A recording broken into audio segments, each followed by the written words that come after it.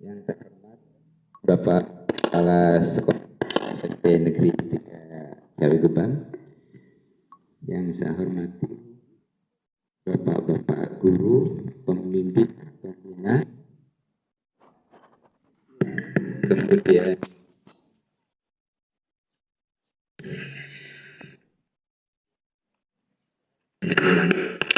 yang saya hormati Bapak Guru pembimbing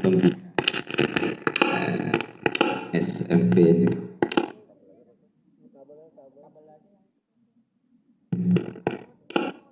Negeri.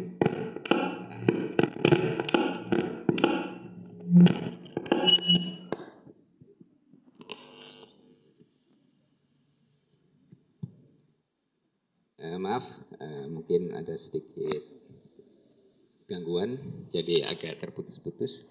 Yang saya hormati pula Bapak Ibu Kepala Sekolah, Bapak Ibu pembimbing, guru, pembina dari SMP Negeri 3 Jawi Gebang ini. Dan yang saya cintai, anak-anakku, adik-adik semua, yang dalam suasana puasa Ramadan ini mungkin kita memanfaatkan waktu yang ada. Tak lupa kita mengucapkan puji syukur kehadirat Allah Subhanahu wa taala, berkat taufik rahmat hidayah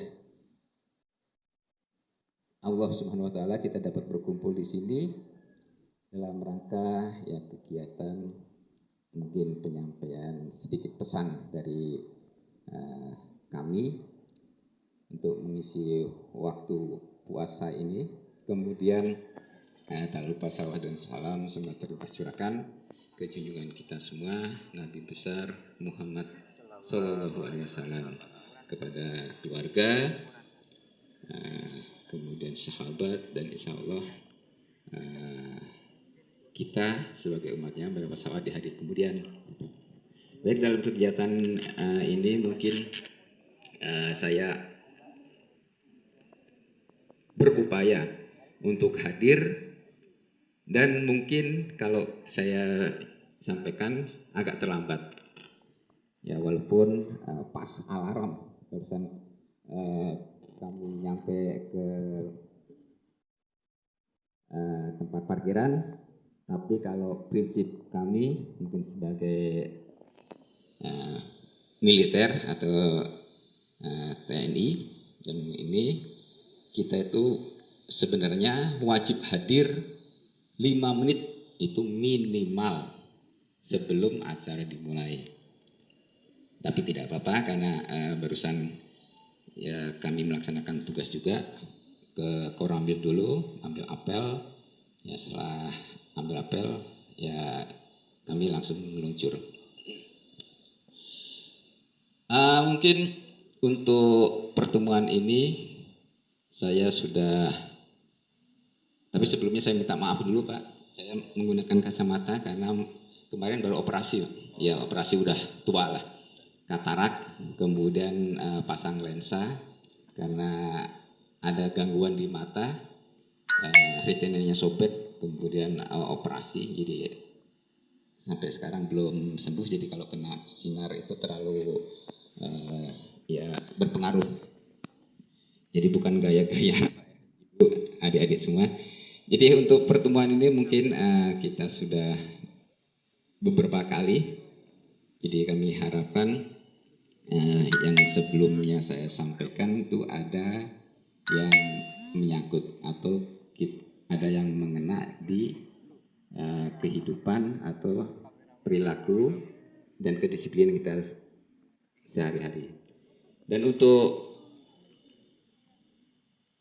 hari ini atau saat ini saya berdiri di sini ya atas undangan untuk menyampaikan ya bela negara yang mana saat-saat ini sudah agak luntur atau kendor.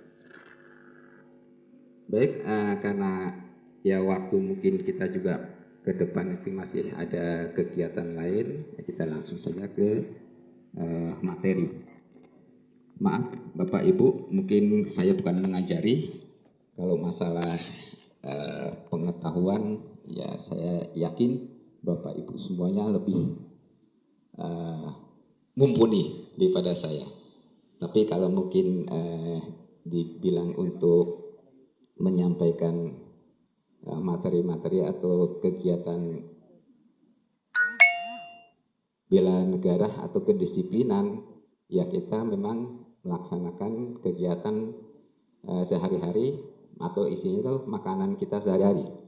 Jadi kalau yang saya sampaikan ini agak kurang tepat karena yang saya sampaikan yaitu mungkin pelajaran adik-adik masalah pilar berbangsa dan bernegara. Ya kita mungkin mengetahui sendiri, sudah sering kita sampaikan, untuk berbangsa dan bernegara kita mempunyai pilar-pilar, diantaranya itu Pancasila, kemudian Undang-Undang Dasar 1945, dan sekarang sudah diamandemen, mungkin tahun 2000, 2001, 2002 sudah amandemen yang terbaru. Tapi kita masih menyebutnya Undang-Undang Dasar 1945. Kemudian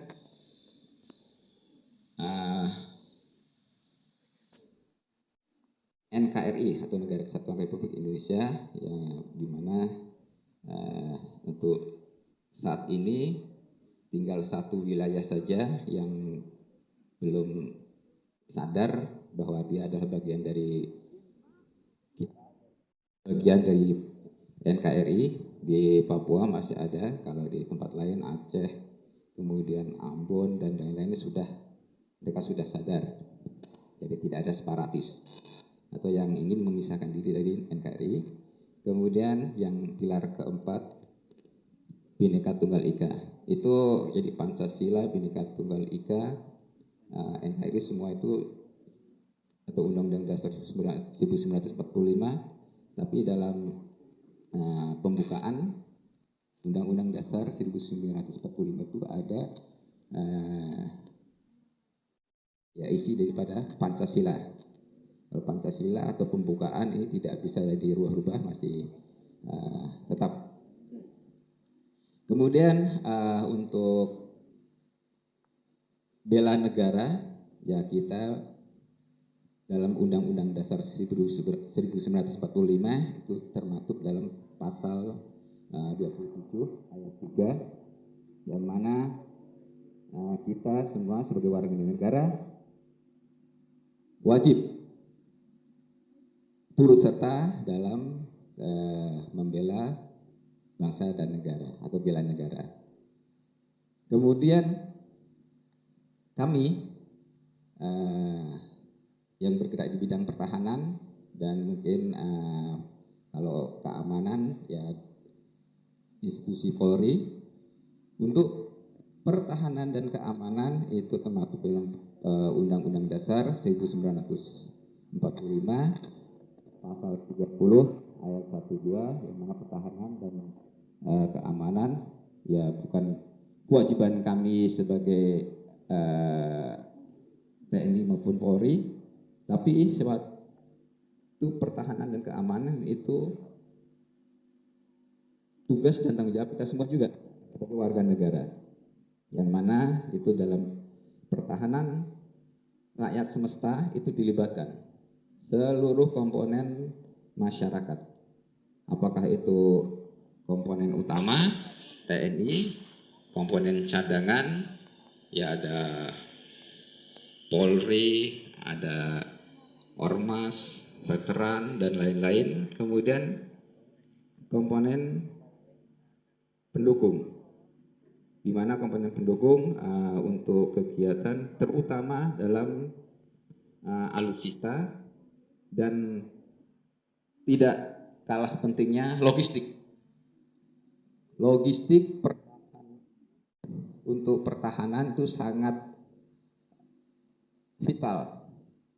Jadi istilahnya kalau mobil itu bergerak tanpa bensin tidak bisa, atau kendaraan bermotor. Kemudian kalau kita mungkin ya manusiawi, Kalau perut kosong, kemudian perbekalan dan syarat-syarat lain lah mungkin terutama untuk bahan makanan itu tidak tercukupi, ya mungkin kita tidak bisa bergerak juga. Nah, kemudian untuk saat-saat ini kami dilibatkan untuk pendampingan ketahanan pangan pertanian. Jadi dulu sudah pernah kita dengan Kementerian Pertanian melaksanakan upaya khusus untuk swasembada beras. Dan tahun sebelum COVID itu sudah berhasil. Nah sekarang setelah kita tidak ada lagi kerjasama, ya mungkin hadirin semua ya monitor juga di berita-berita kita kekurangan beras sampai impor juta ton, gitu kan. Nah sekarang mulai sudah minggu kedua ini, jadi kita ada perencanaan persiapan dan sekarang minggu ketiga sudah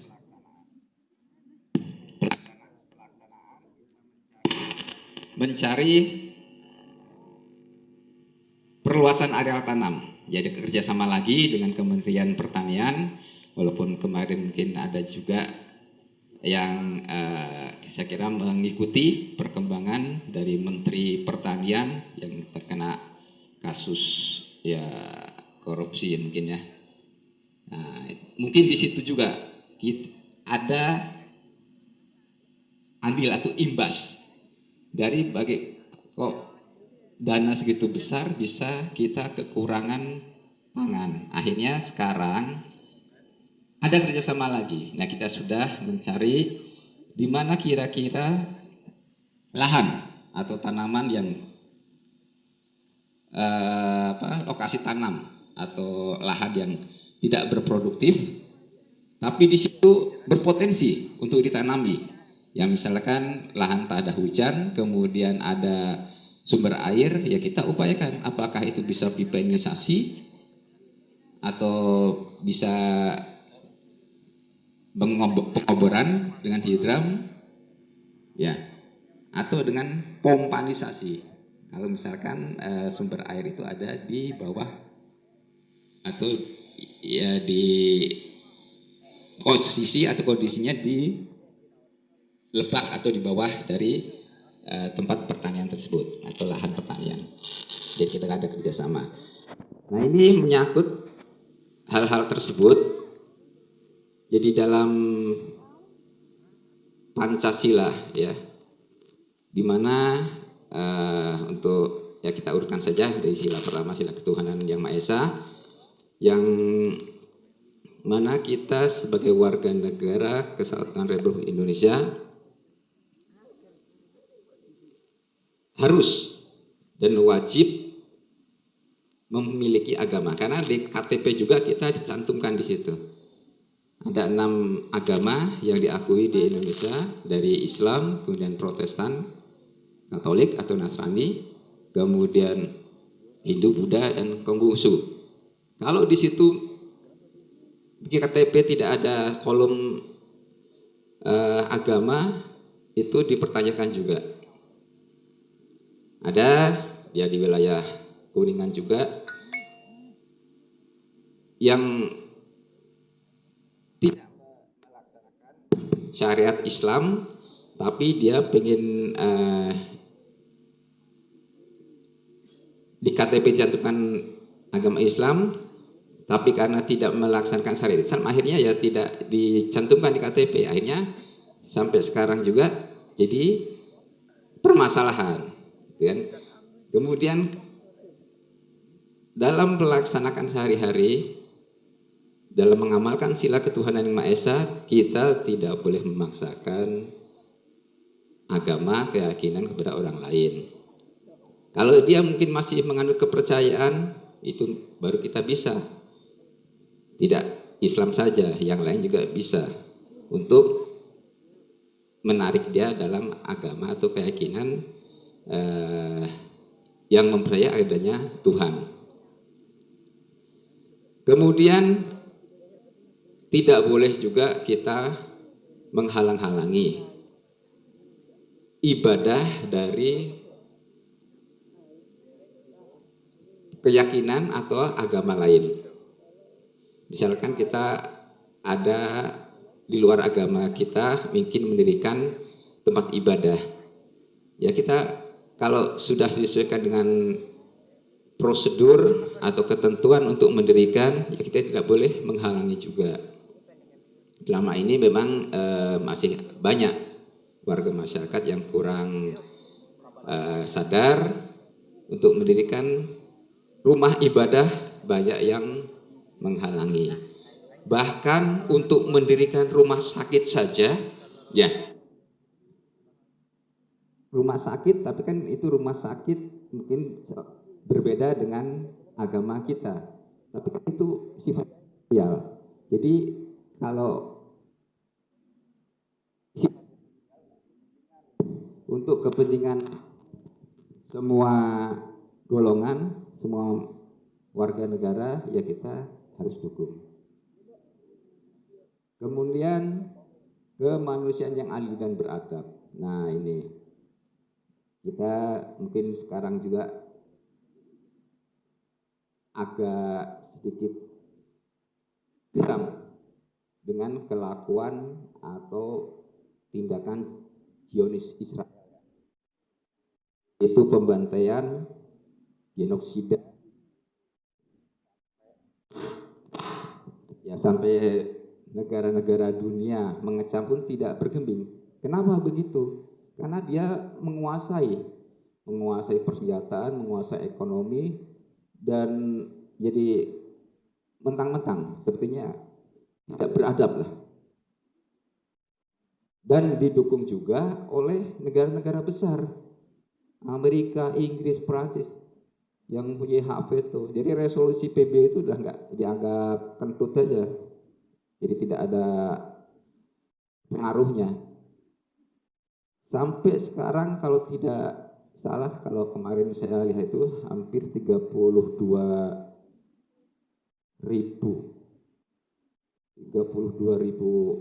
nyawa melayang sia-sia, anak-anak, ibu-ibu, wanita, orang-orang tua. Kalau dalam resolusi Geneva atau perjanjian perangan itu kita tidak boleh membunuh non kombatan. Jadi kalau kombatan itu berarti yang angkatan bersenjatanya atau yang mangkat senjata, mempunyai senjata. Kalau yang non kombatan berarti warga sipil, itu tidak boleh. Itu sebenarnya udah melanggar banyak sekali, karena didukung oleh negara-negara kuasa, negara-negara yang mempunyai kemampuan untuk mengatur dunia ini, ya itulah, itu kemanusiaan yang adil dan beradab. Jadi tidak berkemanusiaan dan tidak beradab juga. Kemudian untuk adik-adik semua juga, ya mudah-mudahan ini tidak ada di SMP 3 ini. Sering kita lihat, tidak itu anak SD, SMP, kalau SMA atau SMK itu perkelahian atau tawuran, itu sudah sering kita lihat. Sudah kita sering lihat. Jadi kalau itu bukan kenakalan anak-anak remaja lagi, karena udah menggunakan senjata sampai membunuh, itu sudah bajingan. Nah, kata Rocky Gerung itu udah bajingan, itu udah bukan kenakalan anak-anak lagi. Kalau yang sering kita lihat perundungan, nah ini jangan sampai adik-adik, anak-anakku semuanya menindas yang lemah. Jangan sampai kita mengadakan perundungan sampai ada yang meninggal dengan dirundung. Itu bagaimana perasaan orang tuanya, saudaranya, kan? Ya kita harus ke sana. Kita harus berpikir panjang, Jangan berpikir semangat sesaat saja, kita semangat boleh, tapi tidak boleh sembrono. Tidak boleh, kita harus berpikir ke depan, tidak boleh berpikir saat itu saja. Jadi kita harus mempunyai adab, kita harus mempunyai kasih sayang, berkemanusiaan. Kemudian yang ketiga, kerakyatan yang dipimpin oleh hikmat kebijaksanaan dalam permusyawaratan perwakilan. Ya, baru saja kita melaksanakan pemilu presiden, kemudian pemilihan DPD, pemilihan DPR RI, DPR di tingkat 2 provinsi, tingkat 1 provinsi, kemudian DPR di tingkat 2 di kabupaten. Dan hasil nasional sudah diumumkan. Ya. Baik siapa itu yang terpilih sebagai presiden dan wakil presiden, terpilih yang mewakili kita semua warga masyarakat sebagai perwakilan kita di legislatif, kemudian legislatif provinsi, dan yang di legislatif tingkat kabupaten kota atau tingkat 2. Di sini ya dengan pemilihan tersebut berarti kita sudah, ya khususnya yang sudah mempunyai hak pilih, sudah menyalurkan hak kita. Kita sudah memilih wakil-wakil kita. Nah di situ sila ketiga Pancasila, sebagai warga negara yang baik, kita sudah menyerahkan hak kita atau sudah menunjuk perwakilan kita. Apabila ada aspirasi, ya kita sampaikan sesuai dengan jalur atau wadah yang sudah disediakan. Kita demo-demo boleh, tapi tidak boleh anarkis. Jadi kita kalau misalkan ada permasalahan, perselisihan, kita selesaikan secara musyawarah untuk mencapai mufakat di situ. Kemudian untuk sila yang keempat, ketuhanan yang Maha Esa, kemanusiaan ketuhanan yang Maha Esa, kemanusiaan dan beradab, persatuan Indonesia. Jadi salah ya tadi kedua ya, persatuan Indonesia. Jadi udah level 1 sampai kemudian ketiga harusnya dia 2. Kerakyatan yang dipimpin oleh hikmat kebijaksanaan dan permusyawaratan perwakilan. Nah, ketiga salah nomor. Persatuan Indonesia. Ya, kita sebagai negara kesatuan, kita ditamakan persatuan dan kesatuan dalam berbangsa dan bernegara. Persatuan Indonesia berarti kita tidak boleh membeda-bedakan, kita agama lain, suku lain, kemudian mungkin tradisi juga lain. Nah itu kita tidak boleh. Jadi unsur-unsur sara, suku, agama, ras, adat istiadat itu akan memecah belah persatuan atau NKRI.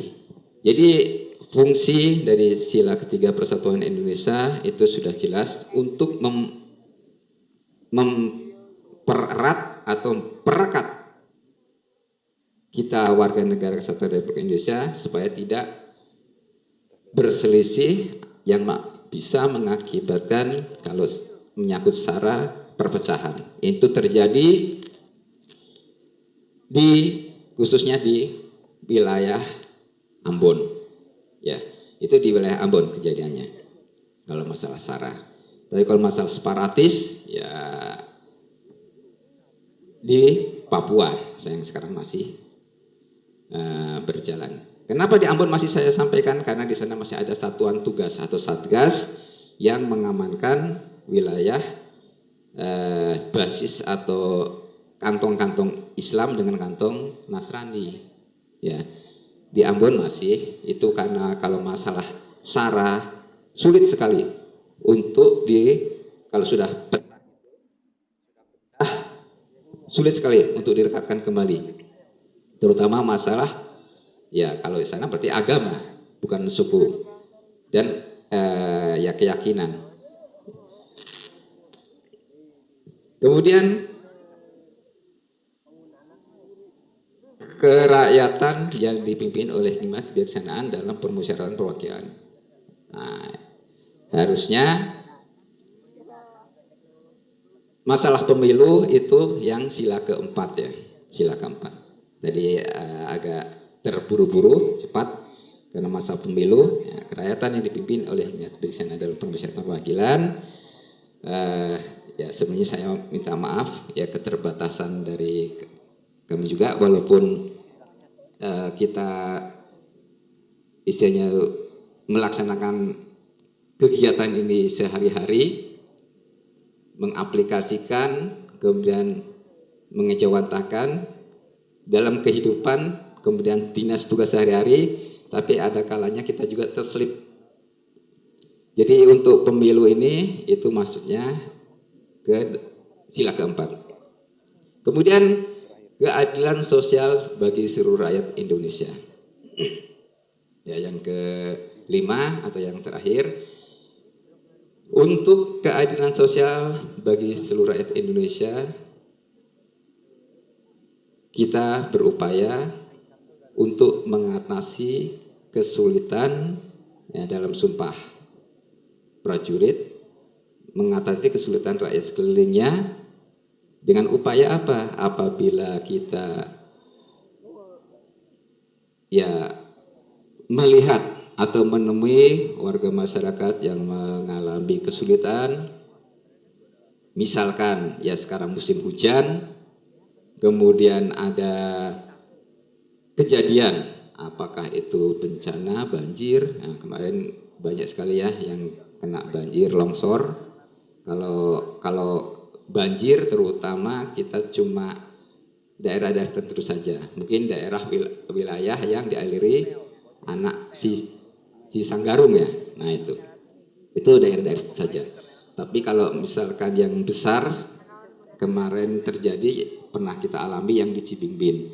Nah misalkan ada kejadian musibah, ya kita turut sama-sama mengatasi sesuai dengan kemampuan kita. Atau kalau kita mampu punya tenaga, ya kita bisa membersihkan daerah-daerah yang kena longsor, kena banjir. Tapi misalkan kita tidak mampu atau tenaga kita tidak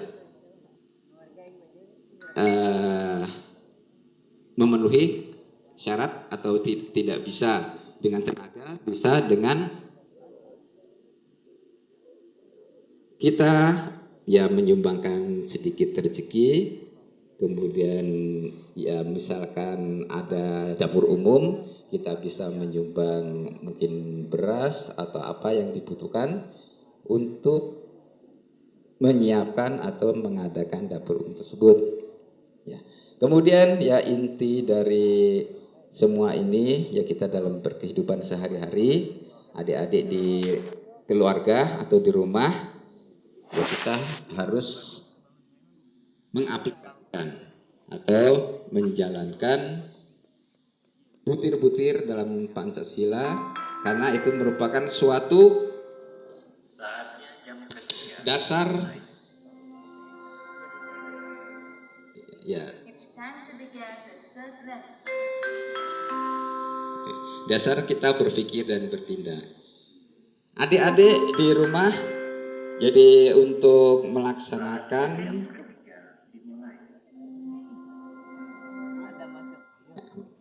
aplikasi bisa dengan ya kita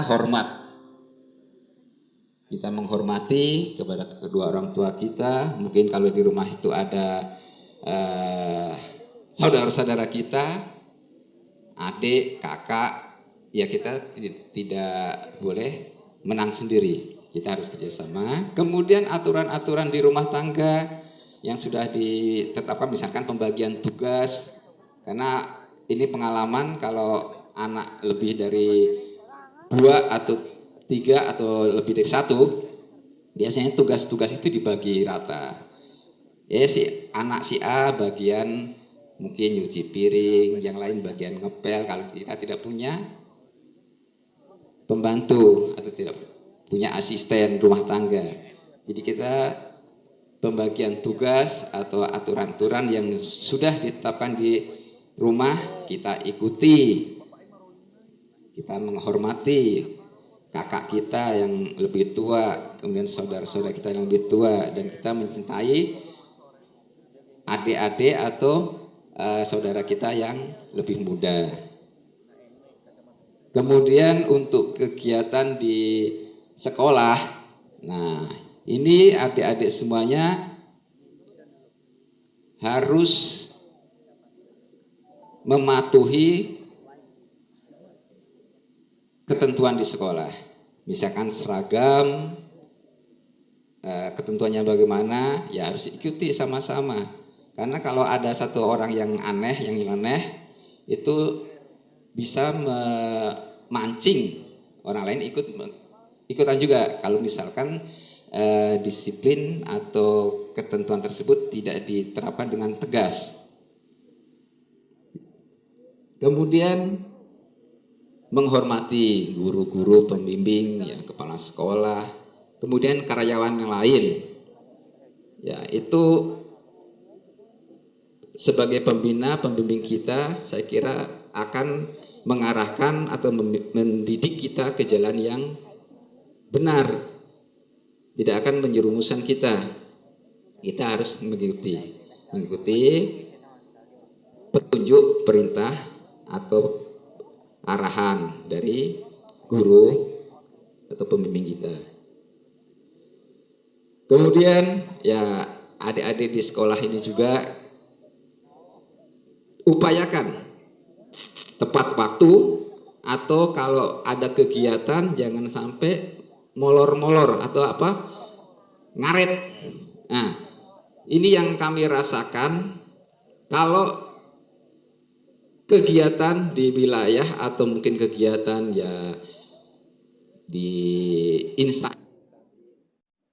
instansi-instansi yang melaksanakan kegiatan itu kalau tidak minimal itu 1/4 jam, setengah jam, 1 jam, bahkan ada 2 jam yang waktunya ngaret, bahkan ada yang batal karena hadiran atau diundang tidak datang, kecuali kalau yang tidak datang 1-2 mungkin ya, karena ada kegiatan khusus yang mungkin tidak bisa ditinggalkan, itu wajar. Tapi banyak karena kegiatan mungkin dianggap remeh atau sepele, tidak datang, akhirnya kegiatan dibatalkan. Nah, ini untuk menjaga kedisiplinan adik-adik semuanya, apa yang telah dijadwalkan atau sesuai dengan jadwal kegiatan, jam yang telah ditentukan itu minimal tepat waktu. Ya, kalau kita pembagian waktu itu kita upayakan, misalkan kita dari rumah berapa jaraknya, ditempuh dengan jalan kaki atau berkendaraan roda 2, kendaraan roda 4, kemudian harus kita pertimbangkan berapa waktu tempuhnya, kemudian itu harus ada kita persediaan waktu atau cadangan waktu. Jadi kita upayakan untuk melatih kedisiplinan kita diawali dari sekolahan ini, kemudian dari rumah atau dari keluarga. Mungkin itu yang saya sampaikan sesuai alokasi waktu setengah jam. Sudah agak lewat sedikit, jadi mungkin akan menghambat kegiatan berikutnya. Jadi kurang lebihnya mungkin kami mohon maaf. Sebagai manusia ya kita tidak bisa menguasai semua materi, pasti ada satu atau dua yang memang itu faksnya atau tugasnya yang mereka kuasai atau mereka bisa melaksanakan tugas tersebut. Kemudian kalau misalkan dalam penyampaian ada salah, mohon diluruskan Bapak Bapak Guru, Pak Kepala Sekolah. Jadi itu kekurangan kami saya sampaikan. Kami mohon maaf. Saya akhiri. Wassalamualaikum warahmatullahi wabarakatuh.